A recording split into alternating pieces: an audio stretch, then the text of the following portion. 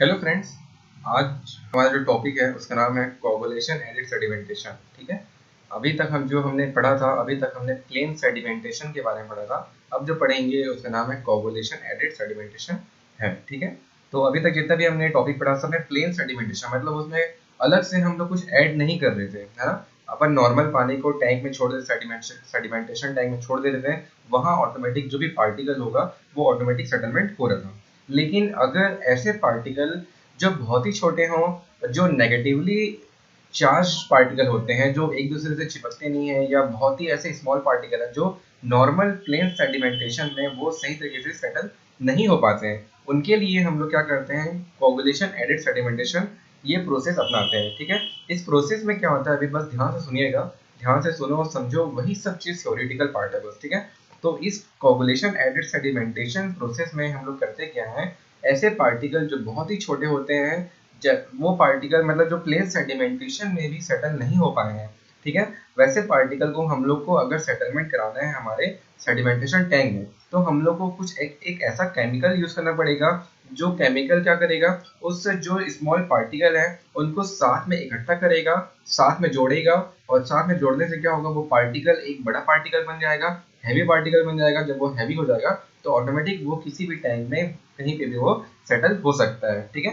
तो हम लोग ऐसे पार्टिकल जो कि प्लेन सेडिमेंटेशन में सेटल नहीं हो पाते हैं, उन पार्टिकल को सेटल कराने के लिए हम कोगुलेशन एडिड सेडिमेंटेशन प्रोसेस का यूज करते हैं। ठीक है। कोगुलेशन एडिड सेडिमेंटेशन में कुछ केमिकल्स हैं, उन केमिकल का मैं एक एक करके आपको नाम बताऊंगा, देखेंगे हर एक केमिकल का क्या काम है, कैसे वो काम करता है, सबसे बेहतरीन केमिकल कौन सा है, मतलब इस प्रोसेस के। ठीक है। इस प्रकार से अपन इस चीज को स्टार्ट करते हैं। तो कोगुलेशन आप समझ गए होंगे, नॉर्मली हम लोग को कुछ ऐसा केमिकल मिक्स करना है जिसके सारे जितने भी स्मॉल पार्टिकल हैं सब एक साथ जुड़ जाएं और सही तरीके से हमारे सेडिमेंटेशन टैंक में सेटल हो जाएं। ठीक है। तो ये एक प्रोसेस है, इसको अपन देखते हैं। जैसे कि यहाँ पे थ्योरेटिकल पार्ट लिखा हुआ है, तो यहाँ पे पढ़ो इस चीज को। ठीक है। ये देख सकते हैं यहाँ पे, the efficiency of sedimentation tank. ठीक है। यहाँ से पढ़ना, the efficiency of sedimentation is very less when water contains very fine suspended solid. SS मतलब क्या होता है, एसएस का फुल फॉर्म क्या है, सस्पेंडेड सॉलिड होता है। ठीक है। Contains very fine suspended solid, hence to improve its efficiency coagulation aided sedimentation is adopted. ठीक है। अगर हमारे पानी में बहुत ही स्मॉल सस्पेंडेड पार्टिकल होंगे, सस्पेंडेड सॉलिड्स होंगे, तो उनको अगर हमको हमारे सेडिमेंटेशन टैंक में सेटल कराना है, ठीक है, हमारे सेडिमेंटेशन टैंक की अगर हमको एफिशिएंसी बढ़ानी है, अच्छे तरीके से काम कराना है, तो हमको क्या करना पड़ेगा, कोगुलेशन ऐड करना पड़ेगा। कोगुलेशन एडेड सेडिमेंटेशन हमको ये प्रोसेस अपनाना पड़ेगा। ठीक है। तो यहाँ पे कुछ छोटे छोटे टर्म्स है, जैसे कि यहाँ पे आप देख सकते हैं, थ्योरेटिकल पार्ट में और बताऊंगा आप लोगों को। यहाँ पे दो तीन चीज होगा, जैसे कि कोगुलेशन होगा, फ्लोकुलेशन होगा और सेडिमेंटेशन होगा। ठीक है। तो कोगुलेशन तीन प्रोसेस है, कोगुलेशन के मेनली तीन प्रोसेस हैं, ये तीन स्टेज इस प्रकार से हैं। सबसे पहले अपन कोगुलेशन करेंगे, फिर फ्लोकुलेशन, फिर सेडिमेंटेशन। ठीक है। कोगुलेशन मतलब होता है फास्ट मिक्सिंग। कोगुलेशन मतलब क्या होता है, एक प्रकार से फास्ट मिक्सिंग। और कोगुलेशन स्टेज में ही हम केमिकल को वाटर में मिलाते हैं। ठीक है। क्या कर रहे हैं अपन, कोगुलेशन प्रोसेस में ही, कोगुलेशन स्टेज में ही हम केमिकल को वाटर में घोले हैं। ठीक है। तो कोगुलेशन में अगर अपन वाटर में केमिकल को मिलाते हैं, तो अगर उसमें केमिकल मिला रहे हैं, तो हम लोग जो केमिकल मिलाएंगे वो प्रोसेस कैसे मिक्स करेंगे, बहुत ही फास्ट मिक्स करेंगे। ठीक है। कोगुलेशन वाले प्रोसेस में हम लोग केमिकल को बहुत ही फास्ट मिक्स करेंगे हमारे सेडिमेंटेशन टैंक में। ठीक है। उसके बाद अगर हमको फ्लोकुलेशन की जरूरत पड़ती है तब अपन फ्लोकुलेशन यूज करेंगे। तो फ्लोकुलेशन क्या होता है, स्लो मिक्सिंग। ठीक है। फ्लोकुलेशन क्या होता है, स्लो मिक्सिंग। उसके बाद लास्ट में जब आपका केमिकल वाटर पे फास्ट मिक्स हो चुका है, देन स्लो मिक्स हो चुका है, उसके बाद जो आपका जितना भी केमिकल सही तरह से मिल जाता है, अगर वो पानी में सही तरीके से मिल गया, तभी जितने भी सस्पेंडेड सॉलिड है, जितने भी पार्टिकल्स हैं, वो आपस में जुड़ेंगे। ठीक है। आपस में जुड़ेंगे और आराम से नीचे वाटर में सेटलमेंट हो जाएंगे। ठीक है। इसको मैं आपको समझाता हूँ एक चीज, इसका और थ्योरेटिकल पार्ट है, थ्योरेटिकल पार्ट आपको और मैं दिखाता हूँ, और अच्छे से ये चीज समझ आएगा आप लोग को।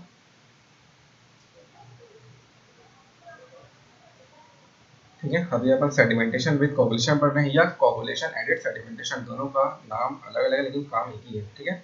तो यहाँ पे थ्योरेटिकल पार्ट जैसे कि आप देख सकते हैं, और थ्योरेटिकल पार्ट आपको लिखना है, तो यहाँ पे वही चीज लिखा हुआ है, when the suspended particle are very fine, the efficiency of sedimentation tank is very low, then coagulation aided sedimentation process is use, ठीक है, इस प्रकार से आप इस चीज को लिख सकते हो।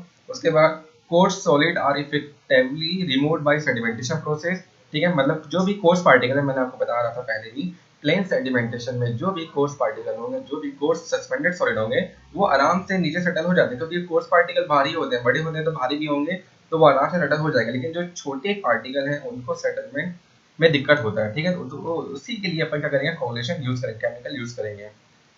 तो removed by sedimentation process because the size makes capable them settle by gravity, ठीक है। उसके बाद solids which are not coarse, मतलब जो फाइन होगा, ठीक है, more so if they are colloidal then it passes along with the effluent of the settling basin, मतलब ये यहाँ पे ये बोला जा रहा है ऐसे पार्टिकल जो कोर्स नहीं होंगे वो पानी के साथ बह बह के आगे वाले प्रोसेस में पहुंच जाएंगे, ठीक है।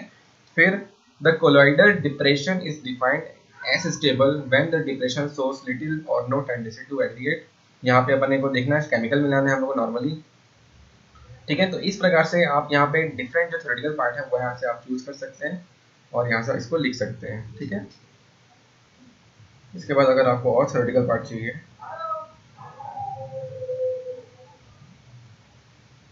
ठीक है, एक और यहाँ पे फिनोमेना है, मैं आपको बता देता हूँ, ठीक है। यहाँ पे इस चीज को समझना, तो सेकंड पॉइंट लिखा हुआ है, एक मैं जो एकदम बेहतरीन थ्योरेटिकल पार्ट है ना वो आपको दिखा रहा हूँ ताकि आप उस चीज को लिख भी सको और सही तरीके से उसको समझ भी सको, ठीक है।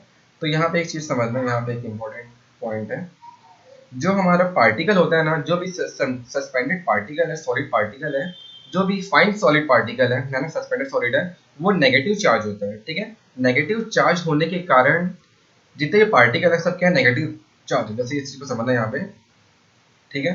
जैसे कि यहाँ पे समझिए इस चीज को, जैसे कि एक पार्टिकल हो गया, ये दूसरा पार्टिकल हो गया, तीसरा पार्टिकल हो गया, ये ऐसे मल्टीपल पार्टिकल है बहुत सारे, ये सब क्या है नेगेटिव चार्ज है। नेगेटिव चार्ज है तो आपस में ये क्या करेंगे, जुड़ेंगे नहीं, नहीं जुड़ते हैं, ठीक है। जब तक पॉजिटिव और नेगेटिव नहीं होगा तब तक ये कैसे जुड़ सकते हैं, नहीं जुड़ सकते हैं। हमको दो चार्ज चाहिए, पॉजिटिव नेगेटिव से जुड़ता है, नेगेटिव पॉजिटिव से जुड़ता है, लेकिन सेम चार्ज वाले पार्टिकल, सेम चार्ज वाले मेटल साथ में नहीं जुड़ते हैं, पॉजिटिव पॉजिटिव से नहीं जुड़ता है, नेगेटिव नेगेटिव से नहीं जुड़ता है, ठीक है। तो वैसे ये जो नेगेटिव नेगेटिव पार्टिकल है साथ साथ में नहीं जुड़ते हैं, इसीलिए इन्हीं को जोड़ने के लिए, जो एकदम फाइन पार्टिकल है उन्हीं को जोड़ने के लिए अपन क्या करेंगे, इसमें केमिकल मिलाएंगे। क्या मिलाएंगे इसमें, कोई सभी एक केमिकल मिलाते हैं, ठीक है, केमिकल, ठीक है। केमिकल जैसे कि एलम, एलम एक केमिकल है जो कि एक गोंद टाइप का होता है, ठीक है, एक स्टिकी प्रिसिपिटेट है, ठीक है, एक स्टिकी फॉर्म ऑफ केमिकल है। तो जब अपन इसको वाटर पे मिलाते हैं तो ये यहाँ पे क्या करता है, एक पॉजिटिव चार्ज फ्लो करता है, एक प्रकार से क्या कर रहे हैं, पानी में एक पॉजिटिव चार्ज फ्लो कर रहे हैं। जब नेगेटिव पॉजिटिव साथ में आ जाते हैं तो आसानी से ये दो जो पार्टिकल है आपस में चिपक जाते हैं, ठीक है। और जब ये दोनों पार्टिकल चिपक जाएंगे तो क्या होगा, ये एक बड़ा पार्टिकल बन जाएगा ऐसे चिपक चिपक के, और आसान तरीके से ये क्या होगा, हमारे वाटर पे सेटलमेंट हो सकता है, ठीक है। इसी को समझे यहाँ पे क्या हो रहा है, मतलब यहाँ पे बोलने का मतलब यही था कि जितने भी हमारे पास सस्पेंडेड पार्टिकल्स हैं सभी में नेगेटिव चार्ज होता है, उस नेगेटिव चार्ज को हटाने के लिए हम लोग केमिकल डालते हैं। जब केमिकल डालेंगे, कोगुलेशन करेंगे, एलम मिलाएंगे और मल्टीपल केमिकल्स हैं हमारे पास, जब हम उसको मिलाएंगे पानी में तो क्या होगा, वो पॉजिटिव चार्ज देगा, और पॉजिटिव चार्ज देने के कारण जो भी नेगेटिव चार्ज वाले पार्टिकल थे पॉजिटिव से जुड़ेंगे, चिपकेंगे और साथ में एक बड़ा पार्टिकल बनेंगे, बड़ा पार्टिकल बनेंगे तो आराम से वो पानी में सेटल हो जाएंगे, ठीक है। यही पूरा प्रोसेस है, यही चीज बस यहाँ पे लिखा हुआ था।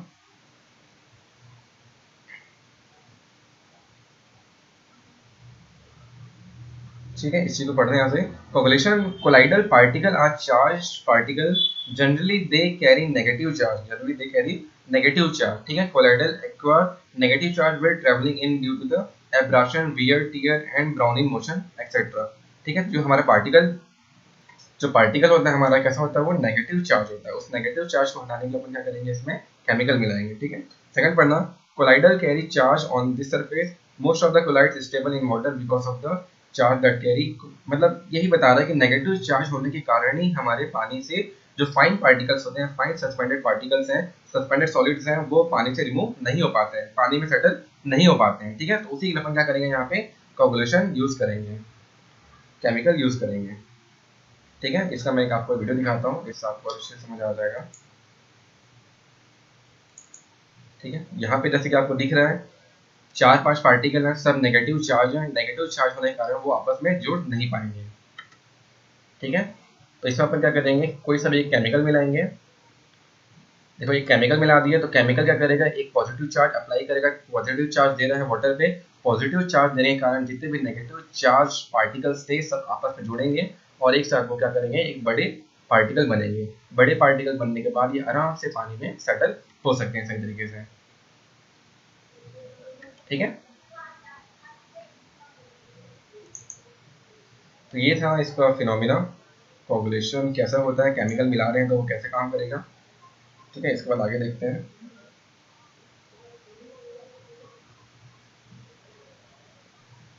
यहाँ पे भी वही थ्योरेटिकल पार्ट लिखा हुआ है, यहाँ से आप थ्योरेटिकल पार्ट नोट कर सकते हैं, बाद में आराम से नोट कर लेना इस चीज़ को। ठीक है, तो कोगुलेशन लिखा है, it is a process in which contain chemicals known as coagulants. ठीक है, जो भी केमिकल मिलाते हैं हम लोग इस प्रोसेस पे, कोगुलेशन एडेड सेडिमेंटेशन या सेडिमेंटेशन विद कोगुलेशन में जो भी केमिकल मिलाते हैं उसको हम क्या बोलते हैं, कोगुलेंट्स बोलते हैं। ठीक है, उसको अपन क्या बोलते हैं, कोगुलेंट्स बोलते हैं। ठीक है, कोगुलेंट्स आर एडेड। ठीक है, आगे बढ़ते हैं। Covalents are added in the water so as to neutralise negative protective charge. Chemical मिलाने से, कोवैलेंट मिलाने से जो भी उसमें जो नेगेटिव चार्ज होता है वो न्यूट्रलाइज हो जाता है। Neutralize negative protective charge over the particle in order to increase their contact opportunity.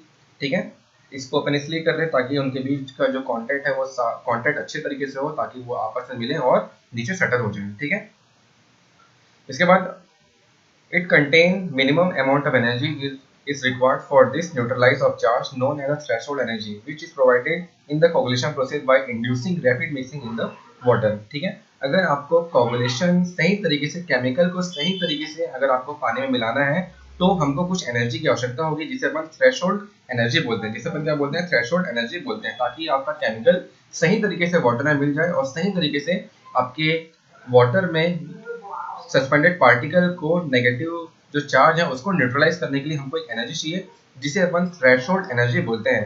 इसको देने के लिए अपन क्या करेंगे, हम लोग क्या करेंगे, फास्ट मिक्सिंग करेंगे, फटाफट मिक्स करेंगे। जैसे मिक्सी होता है, मिक्सी में एकदम फटाफट उसका जो ब्लेड्स घूमते हैं, उसी प्रकार से अपन यहाँ पे रैपिड मिक्स देंगे। रैपिड मिक्स पे अपन क्या बोलते हैं, कोगुलेशन बोलते हैं। वैसा देने से आपका जो केमिकल है सही तरीके से वाटर में मिलेगा और आपके पार्टिकल के नेगेटिव चार्ज को न्यूट्रलाइज करेगा। ठीक है, क्लियर है यहाँ तक है। रैपिड मिक्सिंग इंड्यूस बाय, जैसे कि आप यहाँ पे इस प्रकार से डायग्राम बना सकते हैं। ठीक है, पहले जो पार्टिकल था कैसा था, सब पार्टिकल में नेगेटिव चार्ज थे ऐसा प्रकार से। उसके बाद आफ्टर केमिकल मिक्सिंग, ठीक है, आफ्टर कोगुलेशन क्या होगा, जितने भी पार्टिकल थे यहाँ पे प्लस साइन भी आ जाएगा और आपस में क्या मिल जाएंगे, यहाँ पे बड़े पार्टिकल बन जाएंगे जो कि नीचे आके सेटल हो जाएंगे। ठीक है, इस प्रकार से अपन ड्राइंग बना सकते हैं। और देख लो, ड्राइंग बनाना है तो ठीक है, इस प्रकार से आप ड्राइंग बना सकते हो।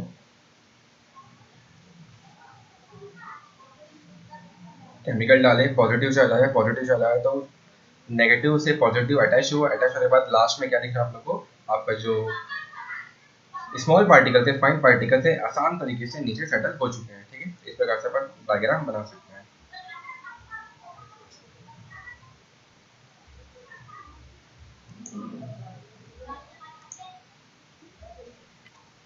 ठीक है, आगे थ्योरेटिकल पार्ट देखते हैं इसके बाद। तो हमारे पास डिफरेंट टाइप्स ऑफ कोगुलेंट्स है, डिफरेंट टाइप ऑफ केमिकल है, जो आपको मैं बता रहा था कि कोगुलेशन के लिए जो मतलब अगर हम लोग को अगर नेगेटिव पार्टिकल में पॉजिटिव चार्ज देना है तो उसके अपन को केमिकल मिक्स करना पड़ेगा। तो वो केमिकल डिफरेंट डिफरेंट टाइप के होते हैं, तो हमारे पास डिफरेंट केमिकल्स हैं, उस केमिकल को हम लोग क्या बोलते हैं, कोगुलेंट्स बोलते हैं। क्या बोलते हैं उसको अपन, कोगुलेंट्स। तो different type of coagulants added in treatment of water are, पहला है एलम, दूसरा है कॉपरास, तीसरा है क्लोरिनेटेड कॉपरास और लास्ट है आपका सोडियम एल्यूमिनेट। ये जो चार केमिकल्स हैं इसको अपन मेनली यूज करते हैं। ठीक है, सबसे मैक्सिमम हम लोग क्या यूज करते हैं, एलम यूज करते हैं। ठीक है, एलम सबसे बेहतरीन होता है, क्यों होता है अभी अपन आगे देखेंगे। ठीक है, तो यहाँ पे ये एलम है, स्पेलिंग अभी यहाँ पे अच्छे से दिख नहीं रहा होगा, तो अभी दिख रहा होगा। ठीक है, एलम है, एलम पहला, फिर सेकंड है आपका कॉपरास, तीसरा है क्लोरिनेटेड कॉपरास और लास्ट है आपका सोडियम एल्यूमिनेट। तो पहले अपन एलम के बारे में देखते हैं। ठीक है, एलम का केमिकल फॉर्मूला क्या होता है प्लस केमिकल नेम क्या है उसके बारे में देखते हैं।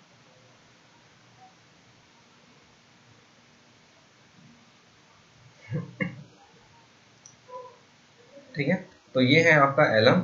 एलम का केमिकल नेम है हाइड्रेटेड एल्यूमिनियम सल्फेट, क्या नाम है इसका, हाइड्रेटेड एल्यूमिनियम सल्फेट। इसका फॉर्मूला होता है A2SO4 3 18H2O। ठीक है, क्या होता है Al2SO4 ट्राइस इंटू 18H2O। ठीक है, ये किसका फॉर्मूला है, आपका एलम का। कई बार एग्जाम में पूछ भी देता है कि एलम का फॉर्मूला क्या है, तो अपने पास क्या है A2SO4 ट्राइस इंटू 18H2। ये इसका नाम क्या है, केमिकल नेम क्या है, हाइड्रेटेड एल्यूमिनियम सल्फेट। ठीक है, तो एलम क्या होता है उसके बारे में एक एक करके देखते हैं। ठीक है, तो एलम क्या करता है, आपको सबसे इंपॉर्टेंट चीज आप यहाँ पे आपको फॉर्मूला याद होना चाहिए। ठीक है, एल्यूमिनियम एलम का फॉर्मूला क्या होता है, एलम का केमिकल नेम क्या है, hydrated aluminium sulphate Al2SO4 ट्राइस 18H2O। इसका फॉर्मूला आपको हमेशा याद रखना है। तो यहाँ पे इसको केमिकल, अगर आपको ये रिएक्शन याद करना पड़ेगा। ठीक है, जो आपको ये ऊपर मेरे ऊपर एक रिएक्शन दिख रहा होगा Al2SO4 3 into 18H2O plus 3CaSCO3, इसको अगर मिलाएगा तो क्या होगा, ये आपको केमिकल जो यहाँ पे रिएक्शन है इसको याद करना पड़ेगा। ठीक, इस रिएक्शन को अगर आप याद कर लिए ना तो आप थ्योरी आसानी से बना सकते हो। जैसे कि मैं आपको थ्योरेटिकल पार्ट बना के दिखाता हूँ। जब अपन एल्यूमिनियम हाइड्रेटेड एल्यूमिनियम सल्फेट को कैल्शियम कार्बोनेट से मिलाते हैं, ठीक है, क्या बनाते हैं अपन, कैल्शियम बाइकार्बोनेट से मिलाते हैं, तो क्या होता है, मिलाने पे हमको क्या मिलता है, एल्यूमिनियम हाइड्रोक्साइड का एक केमिकल मिलता है जो कि एक प्रकार का स्टिकी प्रिसिपिटेट होता है। ठीक है, स्टिकी प्रिसिपिटेट मतलब एक चिपचिपा पदार्थ। ठीक है, चिपचिपा पदार्थ मतलब जब अपन उस चिपचिपे पदार्थ का मतलब एक पॉजिटिव चार्ज केमिकल है, उसी को अपन क्या बोल रहे हैं, स्टिकी प्रिसिपिटेट बोल रहे हैं। तो चिपचिपा पदार्थ केमिकल में मतलब अगर अपन एल्यूमिनियम हाइड्रेटेड एल्यूमिनियम सल्फेट को कैल्शियम बाइकार्बोनेट से मिलाते हैं तो आपको क्या मिलता है, एक स्टिकी प्रिसिपिटेट मिलता है जिसका नाम है एल्यूमिनियम हाइड्रोक्साइड। ठीक है, इस एल्यूमिनियम हाइड्रोक्साइड यह एक प्रकार का ये स्टिकी प्रिसिपिटेट है। जब आपका एल्यूमिनियम हाइड्रोक्साइड मिलता है, स्टिकी प्रिसिपिटेट मिलता है पानी पे, तब जाके जितने भी फाइन पार्टिकल्स के साथ में जुड़ते हैं और आसान तरीके से क्या होता है, वो आपका केमिकल जो भी पार्टिकल्स है वो सही तरीके से आपका सेडिमेंटेशन टैंक में रिमूव हो जाता है, सही तरीके से सेटल हो जाता है। ठीक है, तो इसी चीज को यहाँ पे लिखा गया है, यहाँ पे पढ़ो,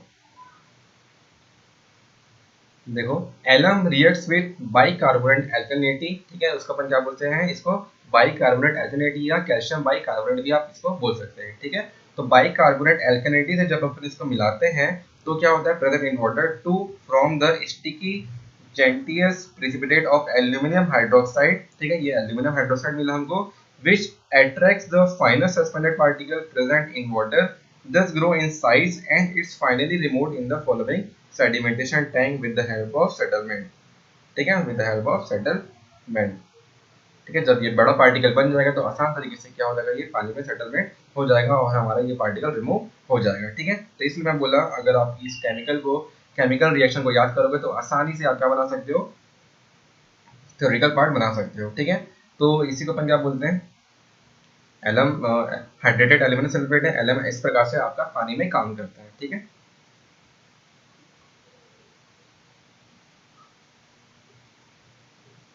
ठीक है, तो या तो आप कैल्शियम बाइकार्बोनेट बना सकते हो, या तो अपन क्या किए यहाँ पे, अगर आपके पास देखो केमिकल भी सब जगह मौजूद तो होता नहीं है।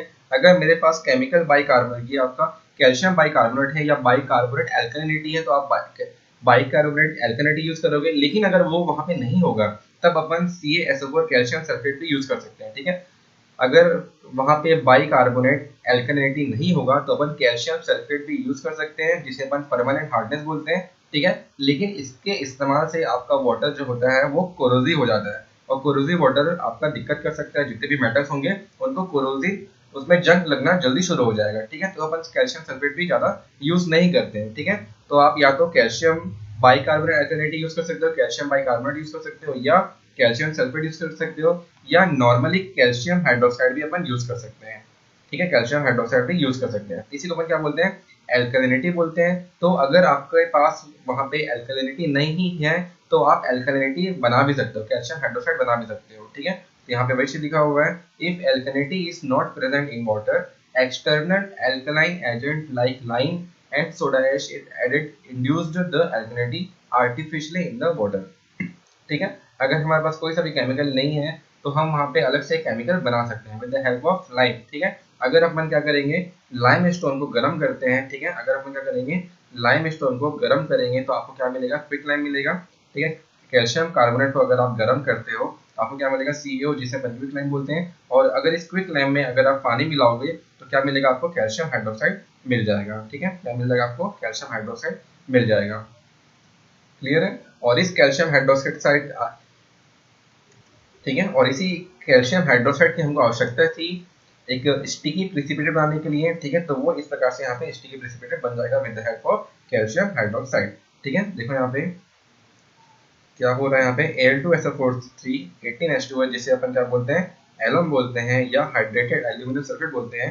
अगर इसमें अपन कैल्शियम हाइड्रोक्साइड में मिलाएंगे तो क्या बनेगा, आपको एल्यूमिनियम हाइड्रोक्साइड ही मिलेगा, जो कि एक प्रकार का क्या होता है, स्टिकी प्रिसिपिटेट होता है। ठीक है, स्टिकी प्रिसिपिटेट मतलब चिपचिपा पदार्थ होता है, जिसके कारण आपका जितने भी फाइन पार्टिकल साथ में जुड़ेंगे और सही तरीके से पानी में सेटल हो जाएंगे। ठीक है, तो इस प्रकार से आप क्या कर सकते हो, कैल्शियम हाइड्रोक्साइड ही मिला सकते हो, कैल्शियम सल्फेट भी मिला सकते हैं, और आपका कैल्शियम बाइकार्बोनेट भी मिला सकते हो। ठीक है, तो यहाँ पे मतलब जैसा जैसे आपका नीड होगा, नीड मतलब जो जो केमिकल वहाँ पे मौजूद होगा आपके प्लांट के पास, उस केमिकल का आप यूज कर सकते हो, या तो कैल्शियम बाइकार्बोनेट या कैल्शियम सल्फेट या कैल्शियम हाइड्रोक्साइड या सोडा ऐश। ठीक है, सोडियम बाइकार्बोनेट भी अपन यूज कर सकते हैं। क्या यूज कर सकते हैं, सोडियम बाइकार्बोनेट भी अपन यूज कर सकते हैं। ठीक है, फिर इसका एलम का कुछ एडवांटेज पढ़ते हैं कि एलम में क्या खास बात होती है। तो पहले एलम को हम मिलाएंगे कैसे। ठीक है, हमको कितना अमाउंट ऑफ वाटर हमारे एलम को मिलाना है, ठीक है, कितना केमिकल हमको मिलाना है, ये हमको कैसे चलेगा पता, टेस्ट से, with the help of test. Clear है क्या बोल रहा हूँ, कितना केमिकल, कितना क्वांटिटी ऑफ केमिकल आपको आपके वाटर पे मिलाना है, ये हम कैसे बता सकते हैं, आपका with the help of test करेंगे। ठीक है, एक टेस्ट करेंगे जिसका नाम है जार टेस्ट है। ठीक है, उसका नाम क्या है, जार टेस्ट। एक यहाँ पर टेस्ट करेंगे जिसका नाम है जार टेस्ट। ये मैं पढ़ाऊंगा आपको जब अपन इसका प्रैक्टिकल करेंगे, पीएचडी में प्रैक्टिकल करेंगे। तो जार टेस्ट क्या होता है उसमें आपको बताऊंगा। यहाँ पे हमारे पास डिफरेंट डिफरेंट टाइप के जार होते हैं, उस डिफरेंट डिफरेंट जार में अपन क्या करेंगे, different different amount of alum डालेंगे। ठीक है, जैसे कि यहाँ पे 1 mg डालेंगे, यहाँ पे 2 mg डालेंगे, यहाँ पे 3 mg डाले, यहाँ पे 4 mg डाले। ठीक है, तो different different amount of alum डालेंगे, उसको मिक्स करेंगे। यहाँ पे क्या दिख रहा है आपको, एक ब्लेड दिख रहा होगा पंखे टाइप का।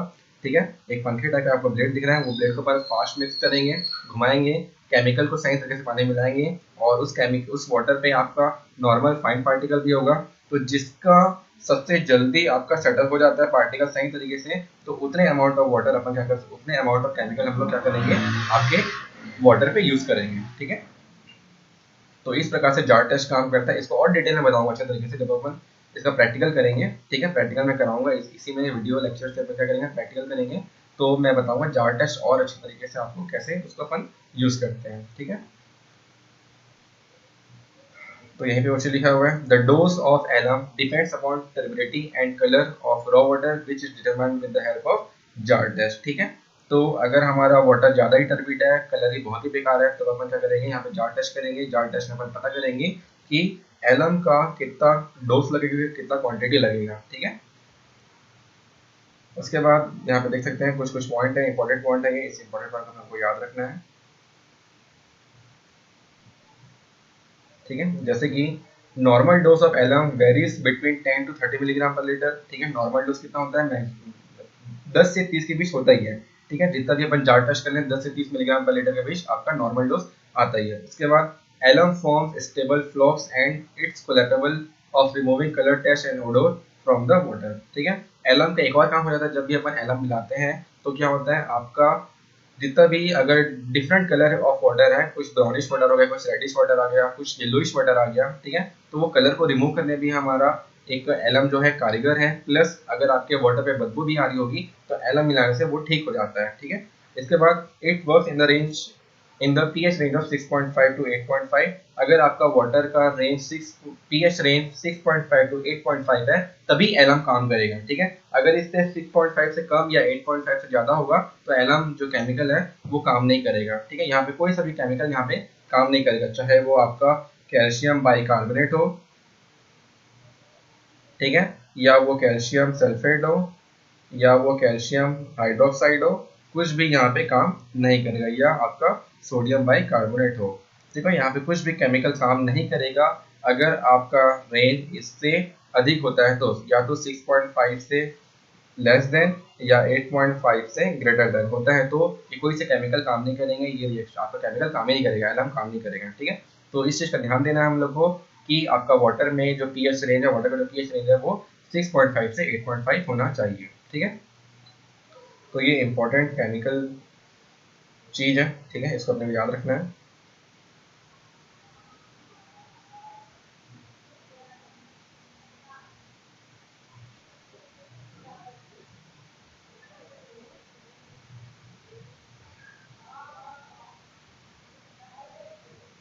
इसके बाद नेक्स्ट केमिकल पे आते हैं, और बहुत सारा डिटेलिंग है ना सब, बहुत सारा डिटेलिंग है, बहुत बड़ा टॉपिक है, बहुत बड़ा आपका ये यूनिट है। ठीक है, ट्रीटमेंट ऑफ वाटर। तो अपन इसको शॉर्ट शॉर्ट में निपटाएंगे ताकि अपन जल्दी से जल्दी इसको अपन कवर कर सकें। ठीक है, लॉन्ग लॉन्ग मतलब इतना ही आपका इंपॉर्टेंट जितना पढ़ा रहा हूँ, और भी इंपॉर्टेंट है, बहुत सारे पार्ट इतने इंपॉर्टेंट है। ठीक है, कॉम्पिटिशन एग्जाम के लिए पूरा ही पढ़ना पड़ता है, लेकिन अभी अपन नॉर्मली अपन कॉलेज के लिए पढ़ रहे हैं तो उतना डिटेल जाने की जरूरत नहीं है। ठीक है, अपन नॉर्मली ऊपर ऊपर से पढ़ेंगे एग्जाम में लिखने के लिए। बाकी मैं आपको मेन चीज बता दूं कि केमिकल एलम कैसे काम करेगा, स्टिकी प्रिसिपिटेट कौन कौन से केमिकल के साथ वो बना सकता है। ठीक है, तो ये सबसे मेन मेन था।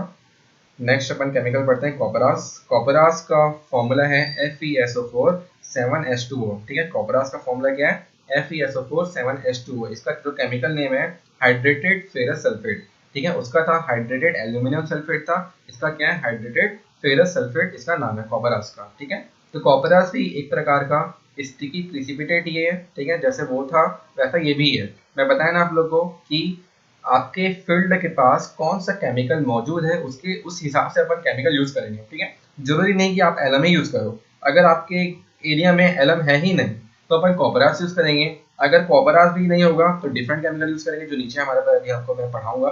ठीक है, तो यही चीज मैं बता रहा हूँ कि डिफरेंट डिफरेंट अपन केमिकल यूज कर सकते हैं, है ना। ठीक है, इसको देखते हैं कि करके इसका केमिकल फॉर्मूला क्या है, FeSO4 7H2O। ठीक है, केमिकल फॉर्मूला क्या है ये याद रखना आप लोग का, FeSO4 7H2O। इसका केमिकल नेम है हाइड्रेटेड फेरस सल्फेट। ठीक है, तो यहाँ पे केमिकल रिएक्शन देखते हैं। सबसे पहले तो अगर हम FeSO4 7H2O को कैल्शियम बाइकार्बोनेट के साथ रिएक्शन कराते हैं तो आपको मिलता है फेरिक बाइकार्बोनेट मिलता है। क्या मिलता है, फेरिक बाइकार्बोनेट। और इस फेरिक बाइकार्बोनेट से अगर आप ऑक्सीजन का रिएक्शन कराओगे तो आपको मिलेगा फेरिक हाइड्रोक्साइड। यही फेरिक हाइड्रोक्साइड ही क्या है, एक प्रकार का यहाँ पे स्टिकी प्रिसिपिटेट है। ठीक है, यही फेरिक हाइड्रोक्साइड क्या है आपका स्टिकी प्रिसिपिटेट है। तो हमको केमिकल रिएक्शन से हमको बनाना क्या है, फेरिक हाइड्रोक्साइड बनाना है। ठीक है, यही फेरिक हाइड्रोक्साइड ही आपका क्या है केमिकल प्रिसिपिटेट है। पहले एलम में क्या बना था, एल्यूमिनियम हाइड्रोक्साइड बना था। वैसे ही इस आपके कॉपरास में क्या बनेगा आपके पास फेरिक हाइड्रोक्साइड बनेगा, जो कि एक प्रकार का स्टिकी प्रिसिपिटेट है। ठीक है, तो आप या तो कैल्शियम हाइड्रोक्साइड के साथ रिएक्शन करा सकते हो, या नॉर्मली अपन कैल्शियम बाइकार्बोनेट के साथ रिएक्शन करा सकते हो, या अपन कैल्शियम हाइड्रोक्साइड के साथ भी रिएक्शन करा सकते हैं। तो अगर आपका कॉपरास कैल्शियम हाइड्रोक्साइड के साथ रिएक्ट करेगा तो वो बनाएगा आपका फेरिक हाइड्रोक्साइड डायरेक्ट। ठीक है, तो फेरिक हाइड्रोक्साइड बनेगा जो कि एक प्रकार का स्टिकी प्रिसिपिटेट है। ठीक है, जो कि एक प्रकार का स्टिकी प्रिसिपिटेट है। तो इस प्रकार से आपको एक थ्योरेटिकल पार्ट याद रखना है। ठीक है, तो देखो यहाँ पे पढ़ो, copperas is effectively coagulant when used in conjugation with lime.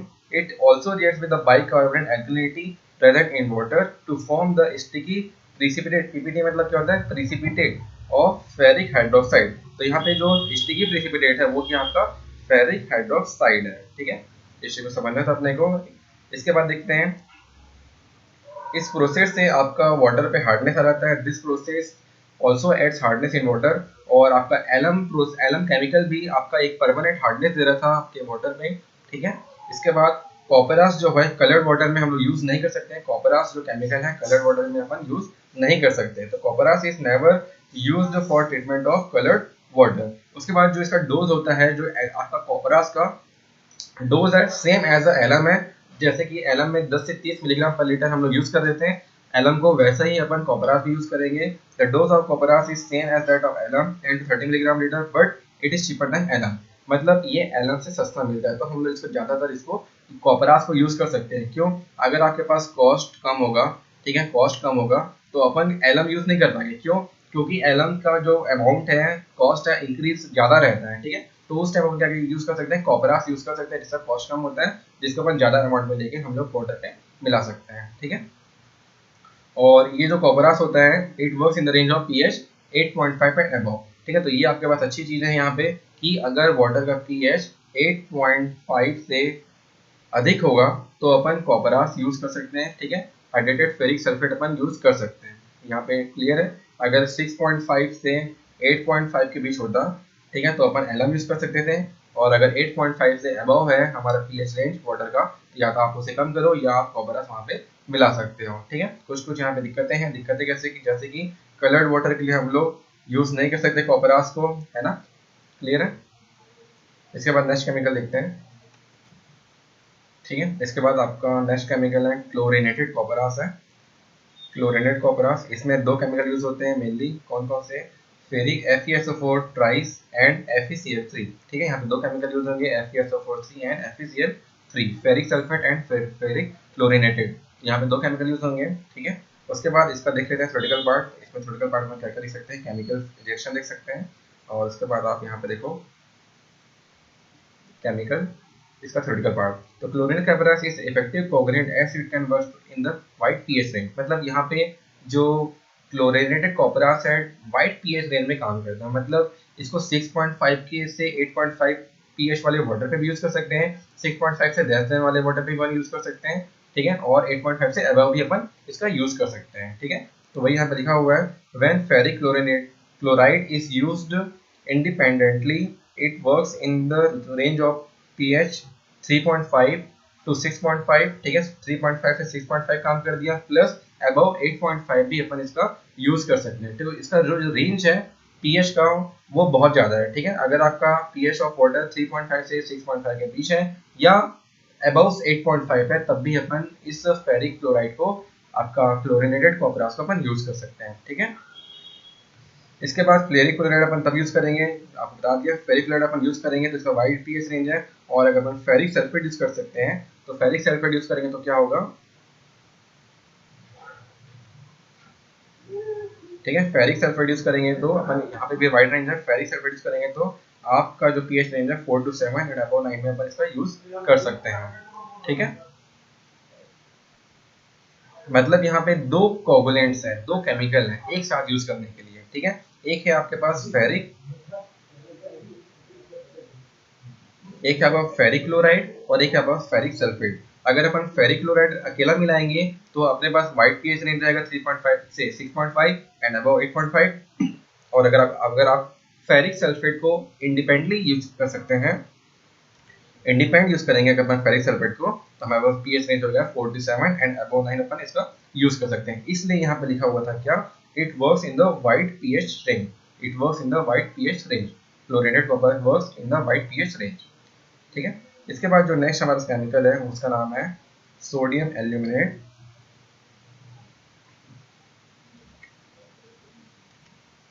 ठीक है। सोडियम एल्यूमिनेट भी अच्छा केमिकल है और महंगा केमिकल है, ठीक है। ये कैसा केमिकल होता है, कॉस्टली कॉस्टली केमिकल है, ठीक है। एलन से भी महंगा केमिकल है ये। तो इसको देखते हैं। तो सोडियम एल्यूमिनेट में क्या होता है, इसका फॉर्मूला है Na2Al2O4, ठीक है। Na2Al2O4 इसका फॉर्मूला है, केमिकल फॉर्मूला। सोडियम, इसका थोड़ी का पार्ट देखते हैं। सोडियम एल्यूमिनेट को अगर अपन कैल्शियम मैग्नीशियम से रिएक्ट करवाएंगे, चाहे वो कैल्शियम कार्बोनेट हो सकता है, कैल्शियम बाइकार्बोनेट हो सकता है, कैल्शियम सल्फेट हो सकता है, कैल्शियम नाइट्रेट हो सकता है, या कैल्शियम फ्लोरिनेटेड हो सकता है। वैसे ही वो मैग्नीशियम कार्बोनेट होगा, मैग्नीशियम बाइकार्बोनेट हो सकता है, मैग्नीशियम सल्फेट हो सकता है। मतलब कोई सभी केमिकल अगर आपके पास इस प्रकार का केमिकल आपके पास मौजूद है, तो अपन क्या करेंगे, सोडियम एल्यूमिनेट को अगर अपन calcium magnesium present in water के साथ अगर अपन मिलाते हैं, तो ये क्या बनाता है आपका कैल्शियम मैग्नीशियम एल्यूमिनेट बनाता है। या तो कैल्शियम एल्यूमिनेट बनाएगा या मैग्नीशियम एल्यूमिनेट बनाएगा। यही एक प्रकार का क्या होता है, स्टिकी प्रेसिपिटेट होता है, जो कि वाटर में पार्टिकल्स को साथ में जोड़ेगा, ठीक है। तो इस प्रकार से थ्योरेटिकल पार्ट अपन समझ सकते हैं इसका। Sodium aluminates reacts with calcium and magnesium present in water to form sticky precipitate of calcium magnesium aluminate, ठीक है। कैल्शियम मैग्नीशियम एल्यूमिनेट ठीक है, एक प्रकार का स्टिकी प्रिसिपिटेट है, ठीक है, जो कि आपका केमिकल फाइन पार्टिकल्स को जोड़ने में काम आएगा, ठीक है। और थ्योरेटिकल पार्ट देखते हैं इसका। This process remove both temporary and permanent hardness in water, hence generally used for boiled filled water and treatment। अभी तक जो भी हम लोग यूज कर रहे थे केमिकल, उसमें या तो हार्डनेस ऐड हो रहा था, ठीक है, हार्डनेस क्या हो रहा था, ऐड हो रहा था, लेकिन इसमें हार्डनेस रिमूव हो रहा है, ठीक है। इसमें आपका हार्डनेस भी रिमूव हो रहा है और परमानेंट हार्डनेस भी यहाँ पे रिमूव हो रहा है। तो इसलिए अपन इसका यूज कहाँ पे कर सकते हैं, बॉइल्ड फ्री वाटर पे, जो आपका उबला हुआ पानी नहीं रहेगा, बॉइल्ड वाटर रहेगा, उसमें अपन इसको यूज कर सकते हैं। उसके बाद देखेंगे कि जो इसका प्राइस है, प्राइस ज्यादा होता है। Sodium aluminate is costlier than alum, मतलब एलम से भी महंगा है, मतलब ज्यादा पैसा तभी अपन यूज कर सकते हैं, ठीक है। कम पैसा तो अपन ना तो सोडियम एल्यूमिनेट यूज कर पाएंगे, ना एलम यूज कर पाएंगे, अपन क्या यूज करेंगे, कॉपरास यूज कर सकते हैं, ठीक है। कॉपरास अपन यूज कर लेंगे, सस्ता सुंदर टिकाऊ, ठीक है। उसके बाद अपन देखेंगे लास्ट इसका theoretical part, this process does not require presence of alkalinity in water. अगर आपके पास वाटर पे एल्कलिनिटी नहीं है तब भी ये प्रोसेस हमारा काम कर सकता है with the help of calcium and magnesium, ठीक है। इसका आप कार्बोनेट यूज कर सकते हो, या बाइकार्बोनेट यूज कर सकते हो, या सल्फेट यूज कर सकते हो, या क्लोरीन अपन यूज कर सकते हैं, ठीक है। इसमें से कोई सा भी अपन केमिकल यूज कर सकते हैं। उसके बाद इसका जो पीएच रेंज होता है, it works in the pH range of 6 to 8.5, ठीक है, same as the alum. Alum भी कैसा काम कर रहा था, 6 to 8.5 के बीच ही काम कर रहा था, वैसे ही आपका सोडियम एल्यूमिनेट भी है, ठीक है। तो इस प्रकार से अपन क्या कर सकते हैं, सोडियम एल्यूमिनेट भी यहाँ पे यूज कर सकते हैं। क्लियर है। तो ये थे आपके केमिकल्स, ठीक है। 4 केमिकल मैंने बताया आपको, कौन कौन सा, एलम बनाया, ठीक है। पहला क्या बताया मैं आपको, एलम बताया, देख लेते हैं।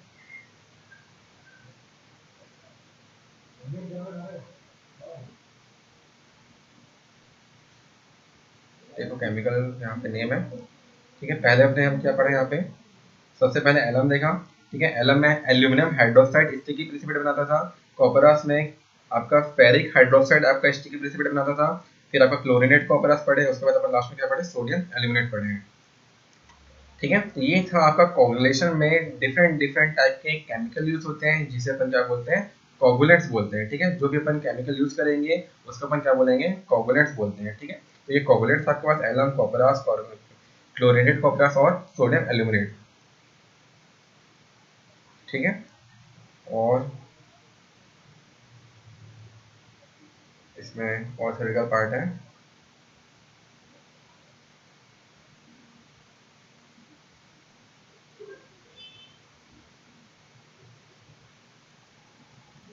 ठीक है। इसके बाद यहाँ पे मैंने आपको जो बता रहा था, कोगुलेशन मतलब क्या होता था, फास्ट मिक्सिंग होता था। तो वो फास्ट मिक्सिंग हम लोग वाटर पे किस प्रकार कर सकते हैं, ठीक है। तो उसके बारे में थ्योरेटिकल पार्ट है कुछ, यहाँ पे देखते हैं इस चीज को। ये कोगुलेशन क्या होता था, फास्ट मिक्सिंग होता था, जैसे कि पढ़े थे अभी थोड़ी देर पहले। फास्ट मिक्सिंग करना पड़ता था ताकि हम अपने वाटर पे क्या दे सकते हैं, थ्रेशोल्ड एनर्जी दे सकें, थ्रेशोल्ड एनर्जी दे सकें, ठीक है, ताकि आपका केमिकल सही तरीके से काम करे। इस थ्रेशोल्ड एनर्जी देने के लिए अपन क्या करते थे, इसमें केमिकल में फास्ट मिक्सिंग करते थे। फास्ट मिक्सिंग अपन किस किस प्रकार से कर सकते हैं, देखते हैं, ठीक है। In coagulation mixing of water can be induced either by use of mixing machine और मैकेनिकल मिक्सर। यहाँ पे अपन दो चीज यूज करेंगे, क्या क्या यूज करेंगे, यहाँ पे अपन दो चीज यूज करने वाले हैं। पहले का नाम है मिक्सिंग बेसिन यूज कर सकते हैं, या अपन मैकेनिकल मिक्सर यूज कर सकते हैं, ठीक है। मिक्सिंग बेसिन में किसी भी प्रकार का इक्विपमेंट नहीं होता है, लेकिन मैकेनिकल मिक्सर में हमारे पास एक मैकेनिकल डिवाइस होता है, उससे अपन क्या कर सकते हैं, हमारे केमिकल को वाटर पे मिला सकते हैं। तो यहाँ पे देख सकते हैं मिक्सिंग बेसिन में, मिक्सिंग बेसिन दो प्रकार के होते हैं, round and end type and over and under type, ठीक है। यहाँ पे दो प्रकार के हैं, कौन कौन सा, round and end type and over and under type, ठीक है। ये दोनों देखते हैं किस प्रकार का होता है, ठीक है, देखते हैं। देखो राउंड और and type and over and under type दोनों की दोनों सेम टाइप है, एक ही टाइप के लगभग है, ठीक है। बस इसमें फ्लो का डिफरेंस है। फ्लो का डिफरेंस ये होता है, राउंड एंड एंड टाइप में जो वाटर का फ्लो है वो हॉरिजॉन्टली फ्लो होता है, और आपका ओवर एंड अंडर टाइप वाले मिक्सिंग बेसिन में, टैंक में, आपका जो वाटर का फ्लो है वो वर्टिकल फ्लो होता है, ठीक है। बस ये दो चीज आपको समझना था। जैसे कि टैंक इस प्रकार का टैंक रहेगा, ये आपका ओवर एंड अंडर टाइप वाला टैंक है, जिसमें आपका वाटर का फ्लो क्या होगा, वर्टिकल फ्लो होगा। वर्टिकल फ्लो मतलब समझना, ठीक है। वर्टिकल फ्लो मतलब नॉर्मल वाटर को हम लोग यहाँ पे डालेंगे, फिर ये नीचे जाएगा, फिर यहाँ पे जब ये भरेगा फिर ऊपर जाएगा, फिर ये वाला पोर्शन पे भरेगा, फिर ये नीचे जाएगा, ऐसा मतलब वर्टिकल फ्लो हो रहा है, ठीक है। इसी को अपन क्या बोलते हैं, ओवर एंड अंडर टाइप बोलते हैं। और अगर यही आपका एक प्रकार से, अगर इसी वाटर का जो फ्लो है वो अगर क्या होता, आपका हॉरिजॉन्टल फ्लो होता, नॉर्मली ऐसे जाके अपने आप बह रहा है, इस प्रकार से नॉर्मली फ्लो हो रहा है, तो अपन इसको क्या बोलते हैं, ओवर, आपका ओवर अंडर टाइप हो गया। और ये आपका एक एक टाइप का कौन सा था, आपका राउंड एंड एंड, ठीक है। तो बस यहाँ पे फ्लो का डिफरेंस है।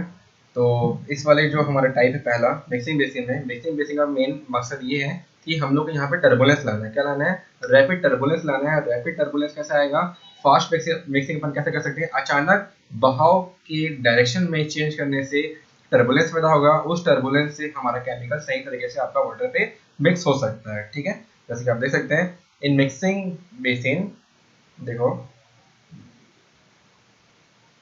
इन mixing basin mixing is induced by creating the turbulence in water, and this turbulence is created by rapid change in direction of flow of water। ठीक है, यहाँ पे बता दे रहा हूँ क्या लिखा होगा, flow of water। ठीक है, the rapid change in direction of flow of water। rapid change in direction of flow of water करेंगे तो एक अचानक से वाटर में टर्बुलेंस पैदा होगा। उस टर्बुलेंस से हमारा केमिकल सही तरीके से आपका वाटर पे मिक्स हो सकता है। ठीक है, इसके बाद राउंड टाइप है। ठीक है, मैं बता रहा था डायरेक्शन के बारे में, डायरेक्शन के बारे में यहाँ पे लिखा हुआ है सेम चीज। In round and end type movement of water is horizontal plane. ठीक है, इसमें किस प्रकार का होता है? हॉरिजॉन्टल प्लेन में आपका मूवमेंट होता है वाटर का। But in case of over and under type the movement of water is in vertical plane. ठीक है, बस ये चीज आपको समझना था। इसके बाद जो नेक्स्ट मिक्सर है हमारे पास, नेक्स्ट मिक्सिंग का जो मेथड था वो था आपका मैकेनिकल मिक्सर। मैकेनिकल मिक्सर समझना, यहाँ पे दो टाइप के मैकेनिकल मिक्सर है। पहला है हॉरिजॉन्टल शाफ्ट टाइप और दूसरा है वर्टिकल शाफ्ट टाइप। ठीक है, हॉरिजॉन्टल और वर्टिकल शाफ्ट में डिफरेंस क्या होता है समझना। यहाँ पे आपको एक ड्राइंग दिख रहा होगा, इस ड्राइंग में समझना कोई सा एक रूम होगा। ठीक है, कोई सा एक आपका चैम्बर है। उस चैम्बर में पहला जो शाफ्ट लगा हुआ है, पहला ए पॉइंट है, ये ए वाला जो बॉक्स दिख रहा है ये आपका हॉरिजॉन्टल शाफ्ट लगा है, और जो बी वाले बॉक्स में आपको किस टाइप का शाफ्ट लगा है? वर्टिकल शाफ्ट लगा है। अब हॉरिजॉन्टल शाफ्ट और वर्टिकल शाफ्ट क्या होता है यहाँ पे समझना।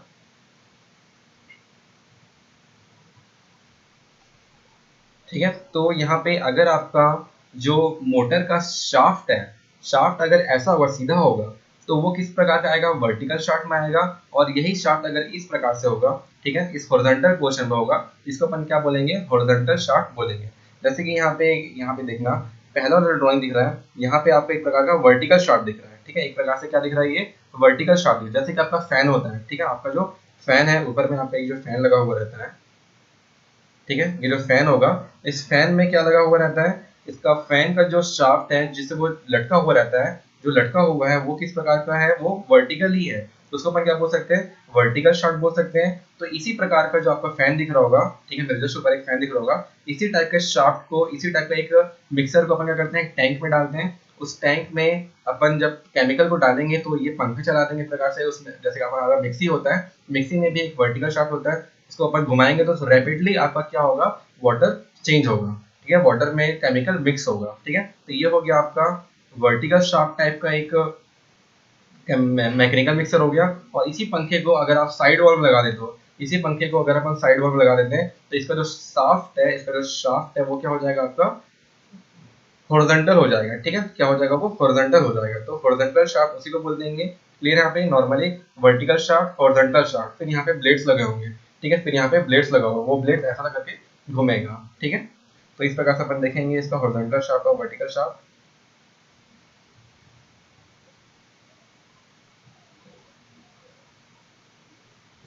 इसमें थ्योरेटिकल पार्ट लिख सकते हैं। इन mechanical mixer mixing is induced in the water bye vigorous agitation in water with the help of movements of blade attached over the shaft। ठीक है, इसमें अपन जो मैकेनिकल मिक्सिंग में हम लोग with the help of blades हम लोग क्या कर सकते हैं? वाटर पे केमिकल को मिक्स कर सकते हैं। ठीक है,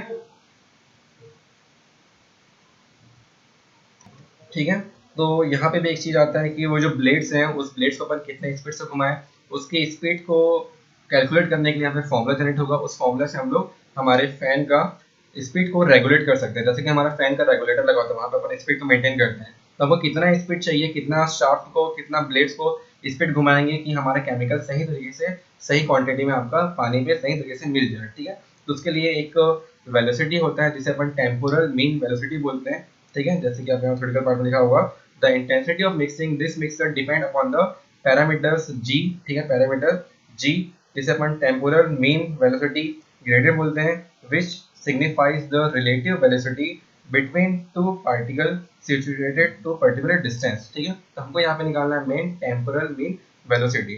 तो टेम्पोरल मीन वेलोसिटी यहाँ पे फॉर्मूला है। ठीक है, तो अपने को मेन टेम्पोरल मीन वेलोसिटी निकालना पड़ेगा। तो एक पार्टिकल ये हो गया, यहाँ अभी ये सब फॉर्मूला का उतना आवश्यकता नहीं है आप लोग को, बट तो भी ये फॉर्मूला डायरेक्टली अपन देख सकते हैं। तो जैसे कि यहाँ पे जी है, जी निकालने के लिए अपने को दो पार्टिकल का वेलोसिटी चाहिए, एक पार्टिकल ये हो गया, एक पार्टिकल ये हो गया। इसकी वेलोसिटी है v1 और सेकंड पार्टिकल की वेलोसिटी है v2। इनके बीच के डिस्टेंस है आपका x। तो अगर अपन टेम्पोरल मीन वेलोसिटी निकालना है किसी पार्टिकल का, तो v1 minus v2 divided by x, जो भी आएगा आपका प्रति सेकंड में आपके पास क्या आ जाएगा, टेम्पोरल मीन वेलोसिटी आ जाएगी। ठीक है, और आपका मेन टेम्पोरल मीन वेलोसिटी का फॉर्मूला होता है g is equal to under root P divided by mu into V. यहाँ पे जो p है उसका मतलब होता है पावर, देन आपका जो म्यू है उसका नाम है डायनामिक विस्कोसिटी, एंड v है वॉल्यूम ऑफ वाटर, ठीक है, इन मीटर क्यूब। तो इस प्रकार से अपन टेम्पोरल मीन वेलोसिटी और प्लस यहाँ से हमको जो भी चाहिए, या तो पावर चाहिए, या आपको वॉल्यूम ऑफ वाटर चाहिए, या आपको डायनामिक विस्कोसिटी चाहिए, सब यहाँ से अपन टेम्पोरल मीन वेलोसिटी फॉर्मूले से अपन निकाल सकते हैं। ठीक है, उसके बाद इसका कुछ पैरामीटर्स है। पैरामीटर जैसे कि डिटेंशन टाइम, जो अपन मैकेनिकल मिक्सिंग कर रहे हैं किसी टैंक पे, तो उस मैकेनिकल मिक्सिंग करने के लिए हमको कुछ टाइम के लिए वाटर को वहां पे छोड़ना पड़ेगा। तो वो टाइम कितना होना चाहिए, ठीक है, उसी को अपन पानी को छोड़ने का समय को अपन क्या बोलते थे, शांति से छोड़ने का समय किसी टैंक में, उसके मतलब उसको नॉर्मली छोड़ देना है तो अपन उसको क्या बोलते थे, डिटेंशन टाइम बोलते थे, है ना। तो वही डिटेंशन टाइम कितना होना चाहिए, the detention time in 3 mixer in normally kept to be 30 to 60 second. ठीक है, 30 टू 60 सेकंड में हमारा सही तरीके से मिक्स हो जाएगा।